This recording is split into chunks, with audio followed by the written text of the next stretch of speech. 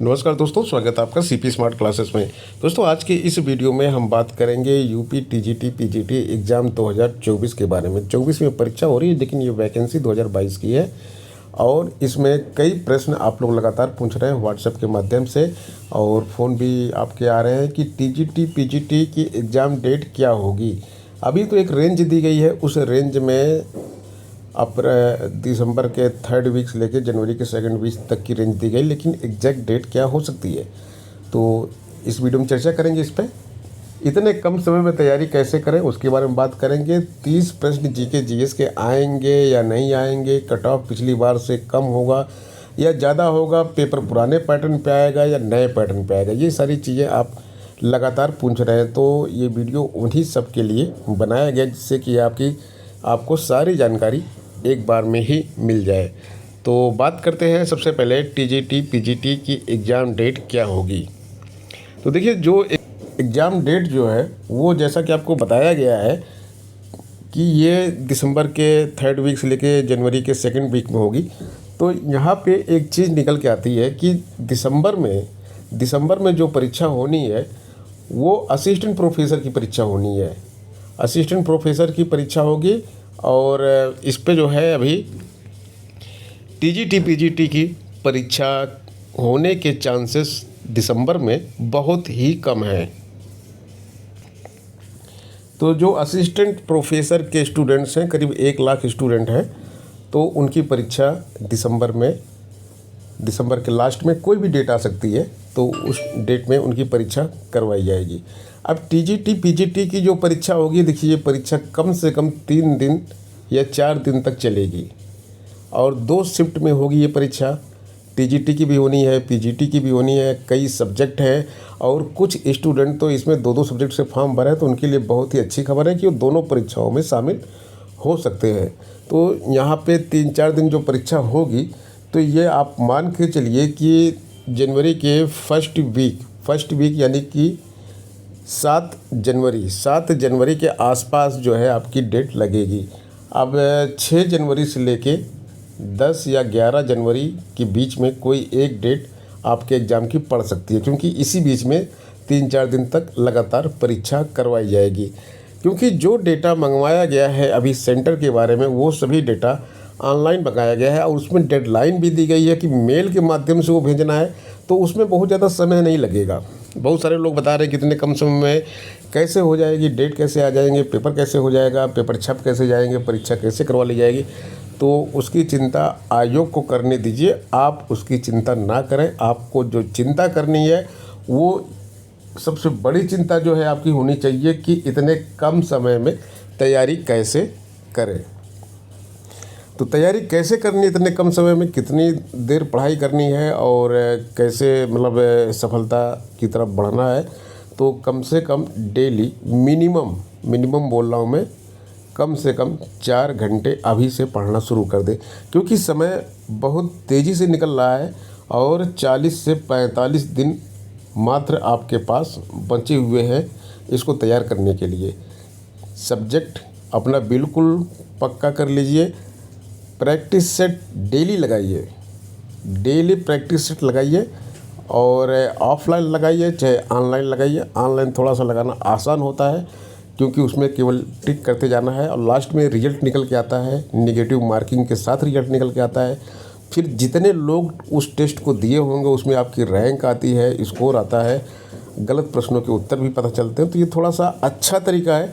और पहले जो है शिक्षक भर्ती परीक्षाओं के लिए ऑनलाइन टेस्ट सीरीज नहीं मिलती थी, तो अभी मिलने लगी है, कई जगह मिल रही है। सीपी स्मार्ट क्लासेस के एप्लीकेशन पर भी जाकर आप अपने सब्जेक्ट की टेस्ट सीरीज अगर सर्च करेंगे टीजीटी और अपना सब्जेक्ट डालेंगे टेस्ट सीरीज, जैसे आपको टीजीटी हिंदी की चाहिए तो टीजीटी हिंदी, टीजीटी सिविक्स की चाहिए तो टीजीटी सिविक्स सर्च करेंगे तो आपको मिल जाएगा। बहुत सारे सब्जेक्ट की टेस्ट सीरीज वहाँ पे है, तो टेस्ट सीरीज लगाइए और डिटेल स्टडी करते रहिए।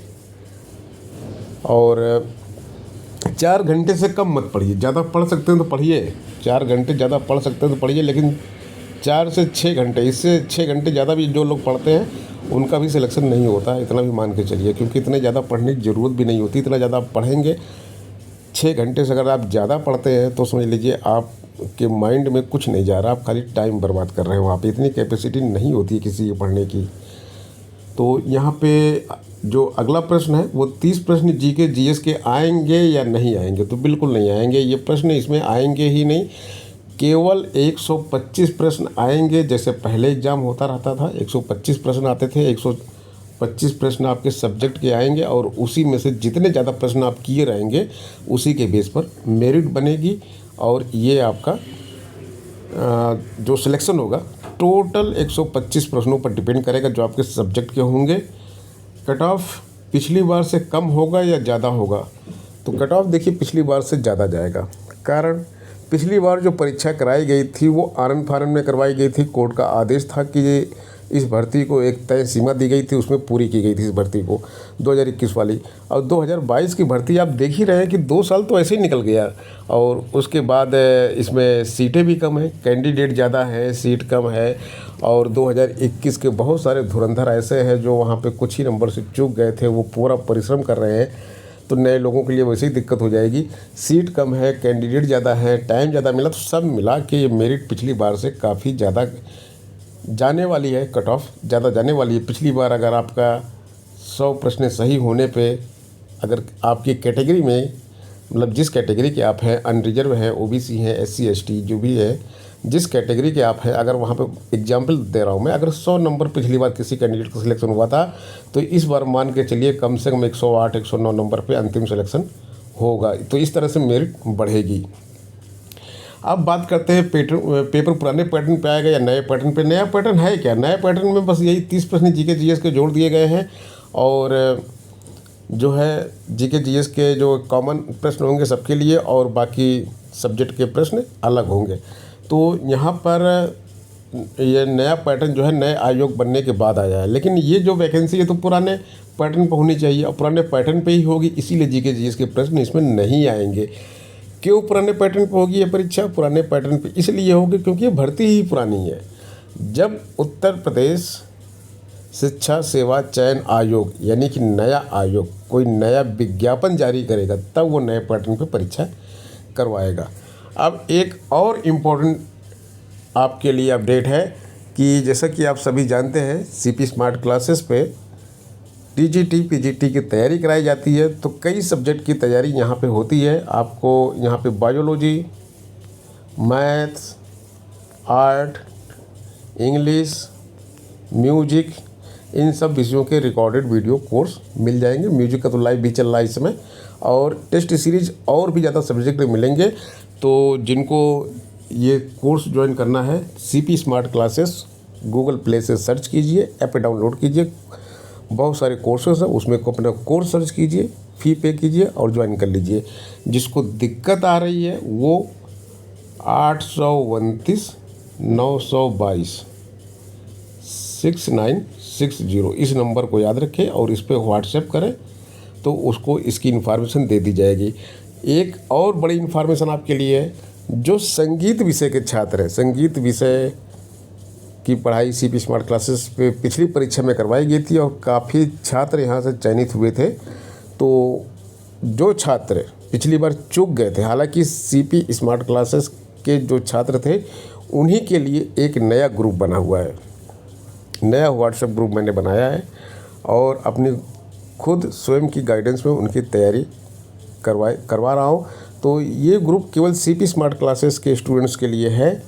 हालांकि जो अन्य स्टूडेंट्स हैं वो भी अगर इसी नंबर पर व्हाट्सएप भेजेंगे और बताएंगे अपने बारे में कि उनका पिछली बार कितना स्कोर था, 100+ के अगर आसपास स्कोर था या उसके ऊपर स्कोर था, तो अगर उनको मतलब उनकी वो क्राइटेरिया पूरा करते होंगे उस ग्रुप में शामिल होने की, तो उनको भी शामिल होने का मौका दिया जा सकता है।